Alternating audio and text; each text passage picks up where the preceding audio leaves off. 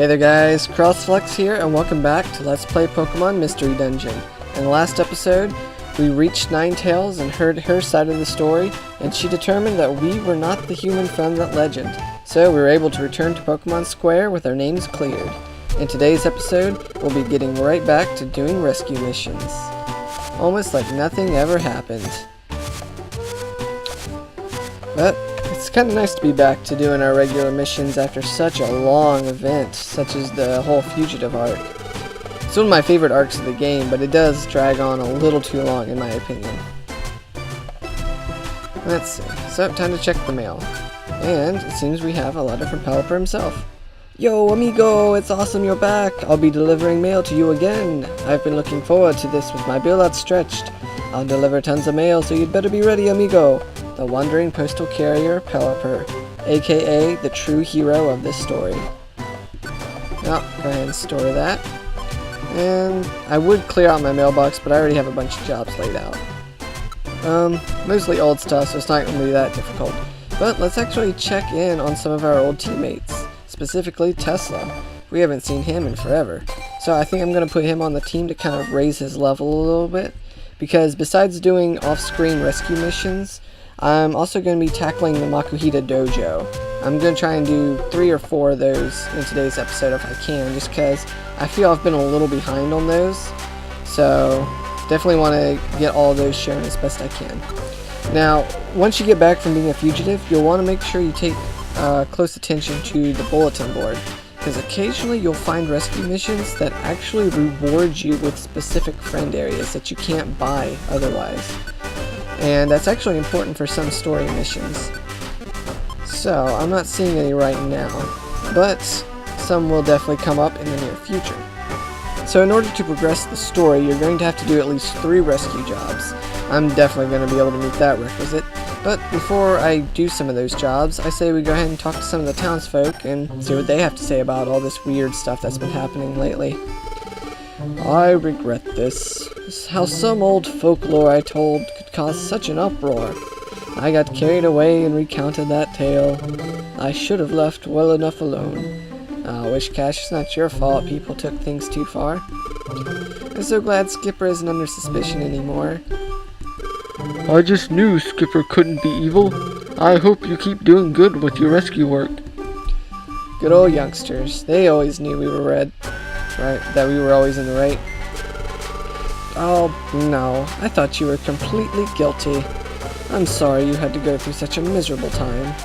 I'm sure you are, Snubble. So, what became of Alakazam's team? They head underground?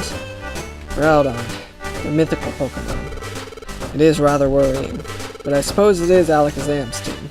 They should be fine. You're right. They made it all the way to catch up to us in the wilderness without too much trouble. I'm truly sorry for what happened. Sorry for suspecting you. So yeah, most of the townsfolk pretty much just say the same stuff of apologizing to you for turning on you so easily. So I'm going to go ahead and ready my inventory up a little bit off screen, sell some useless junk I got on the road, store some money in the bank, all that junk, and I'll meet you guys back at the Makuhita Dojo. It seems Kecleon's shop here actually has a really decent held item on sale. Take a look at this, the X-ray specs. It will always show you all the locations of items and foes on your map at all times as long as you're wearing this item. So it won't completely fill out the dungeon map, like it won't show you how all the rooms are connected. It's just the specific locations of those items and Pokemon will constantly appear as little dots. So it's really handy in longer dungeons with giant floors. So I recommend picking one up if you want. I don't think I'll pick one up just because it is rather expensive, and you can find them in dungeons a little bit later on. So I'm going to pass on it now, but I thought I'd go ahead and mention it since it was an interesting find. But, as I mentioned before, back to the whole preparing inventory and whatnot.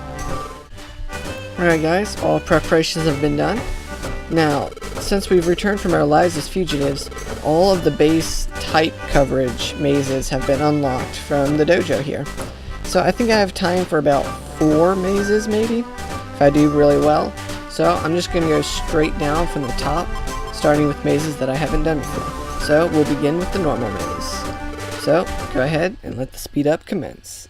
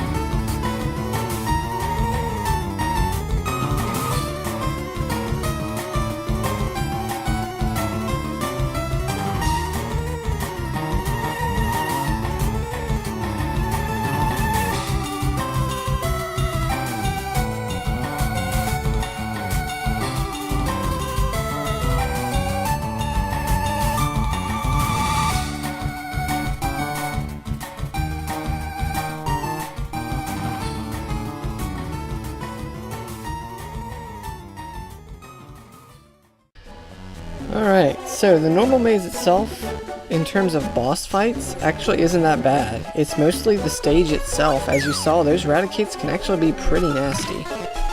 So I don't really have any true recommendation for this one boss fight other than focusing the Ferret, since its quick attack and fury swipes can be deadly, as we can recall from the Frosty Forest. Let's see, it's just a matter of tracking it down now. But alright, so as we saw, not that bad. So, heading on to the next maze. Come on, Makahita, just let me train. I don't want to hear you talk. Yes, let's train. This time, fire maze.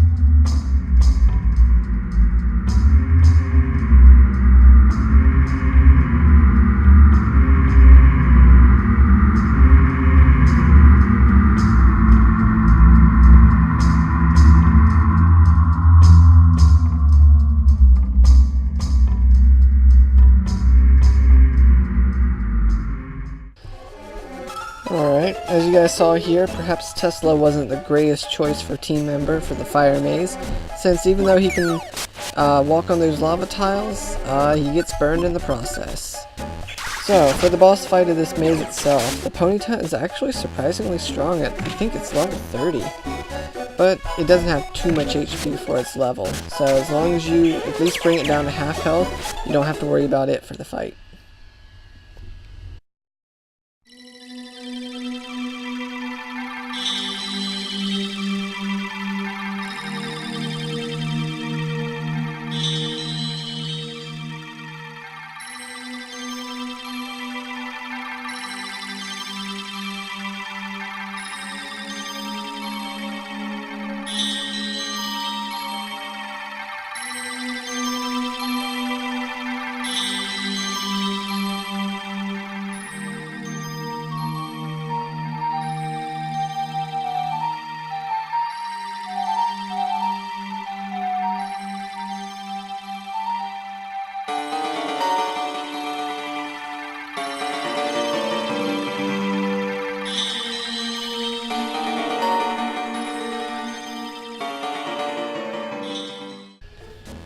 Alright, so the water maze itself is full of nothing but Poliwags. But it's a little bit more difficult than it sounds, since their long-range bubble can slow your movement speed, obviously hit you from a long range, and they also have hypnosis to put you to sleep. There you go, Tesla, it's about time you put that Sonic Boom to use. I'm not sure if I ever talked about Sonic Boom. I think Tesla learned that via level up off screen. But basically, it's a long-range attack that does a set 55 points of damage. My goodness, I've been asleep for a long time. Look at this. It's about time. But yeah, by this point in the game, you should be able to one-shot these Poliwags. Lizzie, you're gonna take that? You don't feel like walking at all. You're just gonna keep getting hit by Bubble. Okay.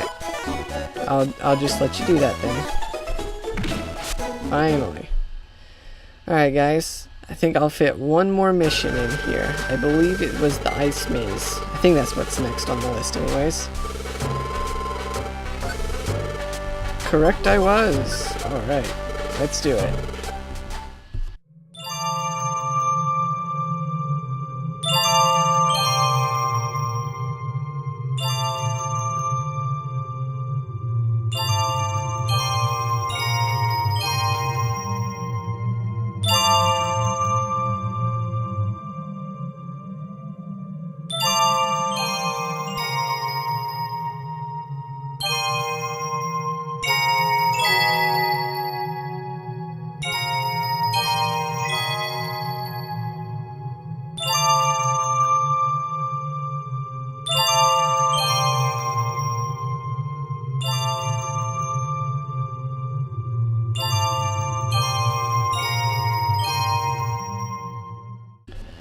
Alright, so if you've noticed a trend, most of the mazes that have been unlocked since doing the Fugitive arc are a bit tougher than the other missions that unlock near the start of the game. Which makes sense, you're supposed to be able to do the missions when they're unlocked. So it makes sense that the mazes from the later portions are a bit harder. But definitely expect them to be on par with stuff that we see in like Mount Freeze and stuff like that. Alright, well, we did 4 dojo missions in today's episode. I think that's enough to call it here. I'm going to do the 3 rescue job missions that are required to advance the story off screen. So I'll pick up with the day following all those rescue days, or rescue missions being done. So thanks so much for watching, guys. I'll see you guys next time, and remember, have a blessed day.